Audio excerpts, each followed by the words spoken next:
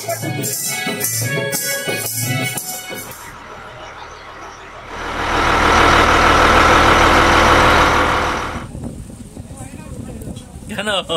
সুকন্যার মুখটা কি হয়েছে দেখুন।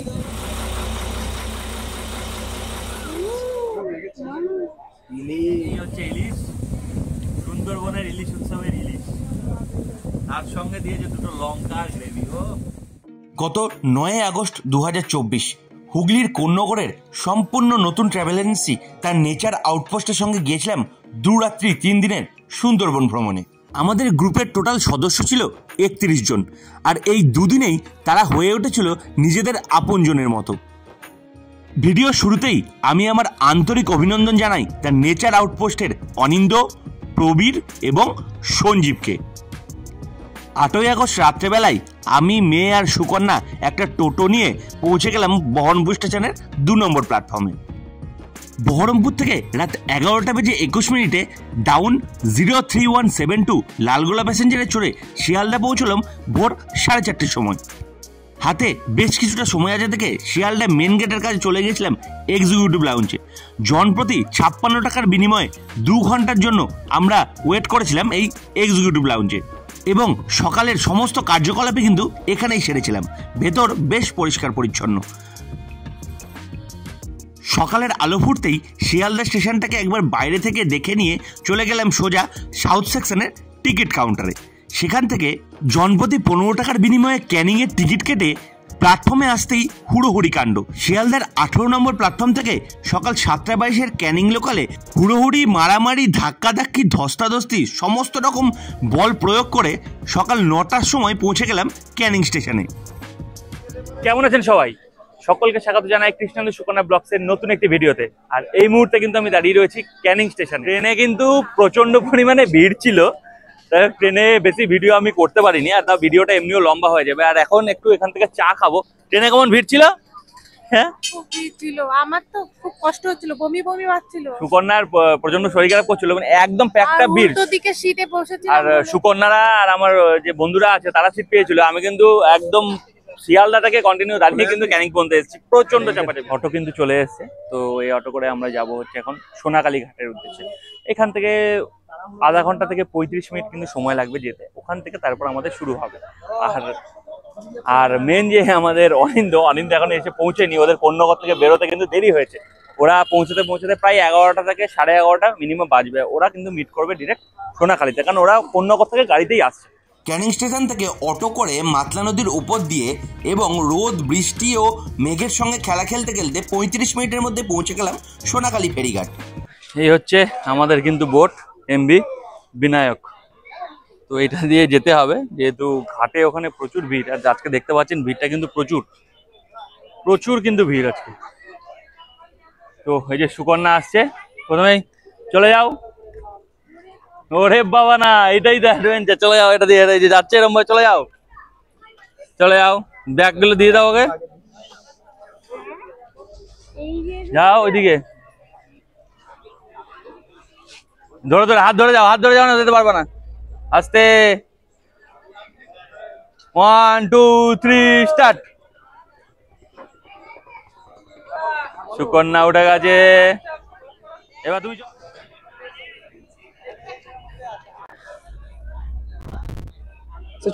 চলে এলাম। এই হচ্ছে আমাদের বোট, দারুণ এমভি বিনায়ক।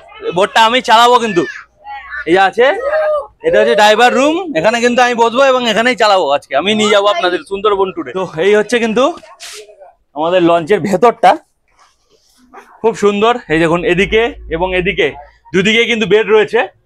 এখানেও মোটামুটি 4-5 জন, এদিকেও 4-5 জন কিন্তু আপনারা রেস্ট নিতে পারেন। আর এইদিকে টয়লেট রয়েছে, কেবিন করা আছে। এইদিকে একটা এবং এদিকে একটা, এই কিন্তু কেবিন রয়েছে, ফ্যান নেই, লাইট রয়েছে। আর এই হচ্ছে কিন্তু টয়লেট, এই হচ্ছে টয়লেট, এই হচ্ছে রান্নাঘর। তো এটা ব্রেকফাস্টের জন্য লুচি। এটা কি মাছ দাদা? আমুদে মাছ। আচ্ছা, এদিকে ইলিশ সর্ষে, ইলিশ সর্ষে হয়ে গেছে, চিংড়ি মালাইকারি,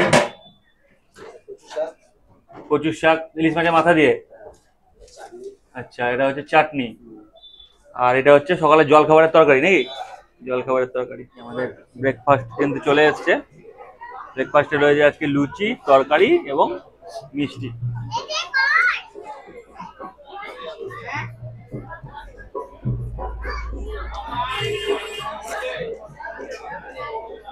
বাহ, আলুর তরকারিটা কিন্তু খুব সুন্দর। আর পিছনে লঞ্চটা ছেড়ে দিচ্ছে, আমাদের সবার লাস্টে আমাদের যেতে হবে। এই লাস্ট আসছে আমাদের নেচার আউটপোস্টের লোক অনিন্দ গাঙ্গুলি। যাত্রাপথ কি আছে? যাত্রাপথ এখান থেকে 1.5 ঘন্টা পর আছে ওই গোসোয়া বাজার, হ্যামিল্টন বাংলো, রবীন্দ্রনাথের বাংলো। দেখার পরে উঠে লাঞ্চের পরে থাকছে জঙ্গল সাফারি, সাইট সিন। তারপর ওটা দেখতে দেখতে হোটেল। মানে হোটেলে ঢুকতে ঢুকতে কটা বাজবে? ওরকম 5:30 6টা। 5:30 6টা। লাস্ট একটা লঞ্চ ছিল, বেরিয়ে যাচ্ছে। আর কিন্তু আমাদের ছাড়া কোনো লঞ্চ নেই। এখন বাজে হচ্ছে ঘড়িতে 11:59। বেলা 12টার সময় সোনাখালী থেকে রওনা দিয়েই বাসন্তী হাইওয়ে পার হতেই লঞ্চের ভেতর থেকে ডাকাডাকি শুরু হয়ে গেল। তাই তড়িঘড়ি লঞ্চের ওপর উঠে দেখলাম আমুদি মাছ ভাজা সার্ভ হতে শুরু করেছে।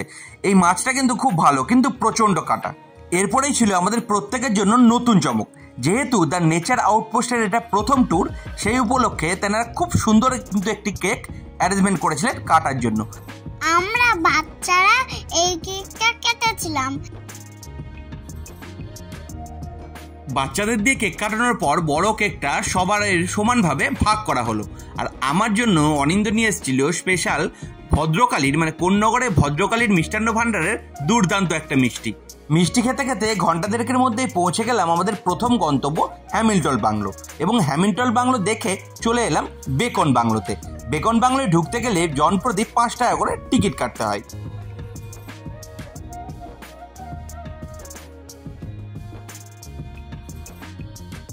1903 সালে স্যার ড্যানিয়েল হ্যামিল্টন এই বাংলোটি কিন্তু বানিয়েছিলেন।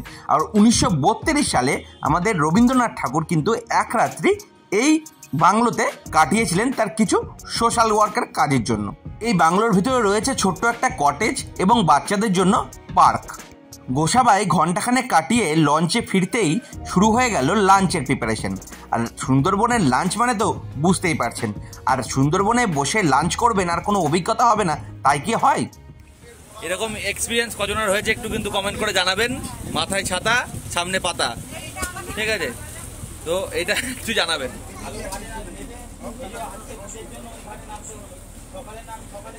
ইলিশটা ভালো ছিল? রান্না কেমন?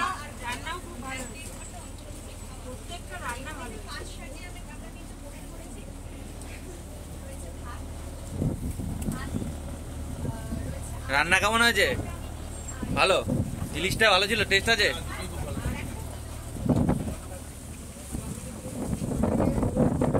চলে এসছে ডাল, কিন্তু মুসুরির ডাল।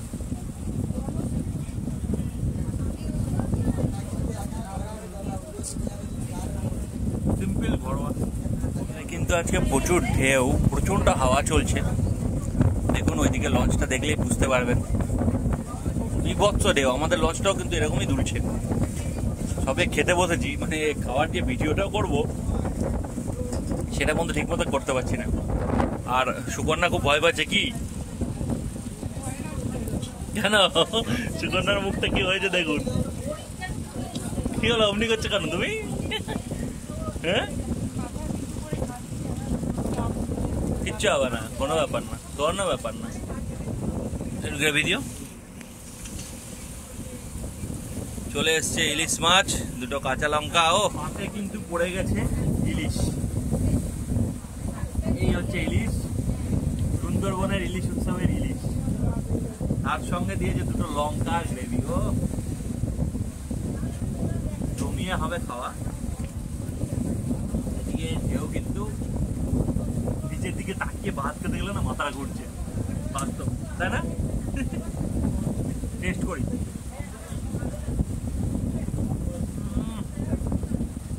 সুপার।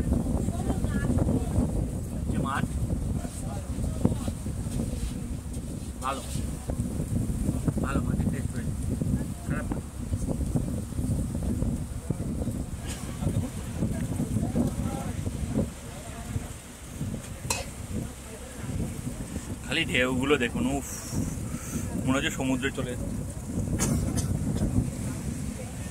ইলিশের পর চলে আসছে কিন্তু এই চিংড়ি, এরকম বড় বড় 2 পিস চিংড়ি মাছ, তার সঙ্গে গ্রেভি। প্রথমে গ্রেভিটা একটু টেস্ট করবো আমি।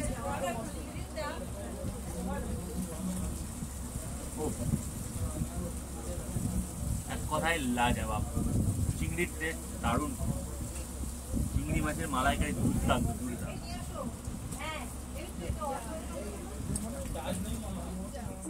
দুপুরবেলায় ইলিশ ও চিংড়ি মাছের মালাইকারি খাওয়া দাওয়ার পর আশেপাশের দুপাশের প্রাকৃতিক শোভা দেখতে দেখতে আধ ঘন্টার মধ্যেই চলে এলো কাটা ফল। আর ফলের মধ্যে ছিল তরমুজ ও আনারস। ফল খেয়ে পাতা ফেলতে গিয়ে রান্না করে উকি দিতেই দেখছি সন্ধেবেলায় চিকেন পকোড়া স্ন্যাক্সের প্রিপারেশন চলছে জোর কদমে।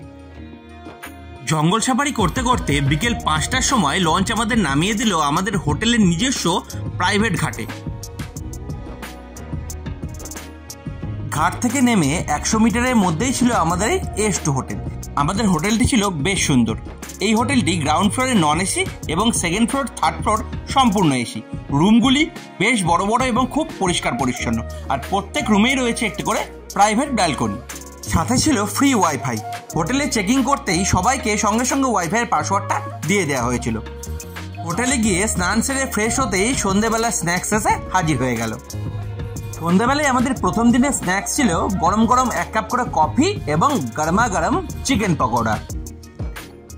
ঘড়ির কাটাই এখন 8:30 বাজে। বাউল গান কিন্তু শুরু হয়ে গেছে, আমরা একটু রেস্ট নিচ্ছিলাম। সুকন্যা আসেনি, মেয়ে কেন ঘুমিয়ে গেছে, তো যাক সামনেই বাউল শুরু হয়েছে।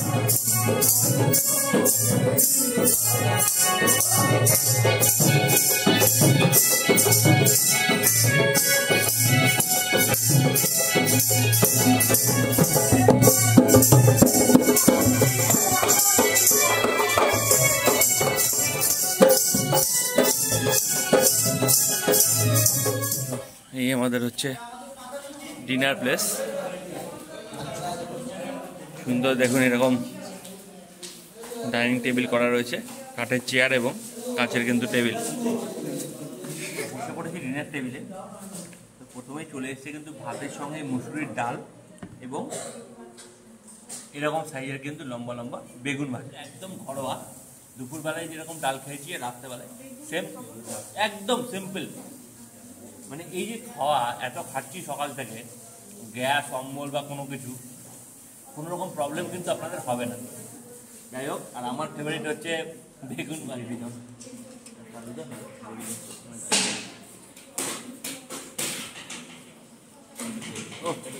পেয়ে গিয়েছি মাটন। মাটনটা খালি একটু দেখুন, এই যে এরকম করে টানলেই না এই হাতে চলে আসে। এরকম মটন খাওয়ার মজাই আলাদা।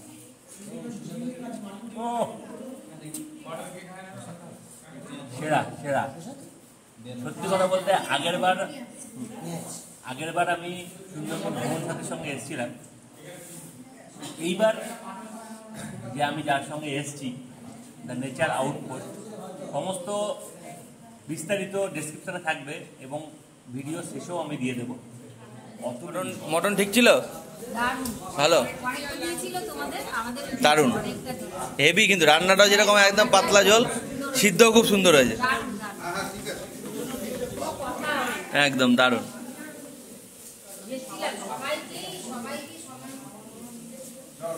খাওয়া দাওয়া কমপ্লিট, দুর্দান্ত হলো কিন্তু খাওয়া দাওয়া। এবার গিয়ে ঘুমিয়ে পড়বো, দেখা হবে একদম কাল সকালে। রাত্রিরে আর কোনো কথা নাই, আর রাত্রির মতো গুড নাইট।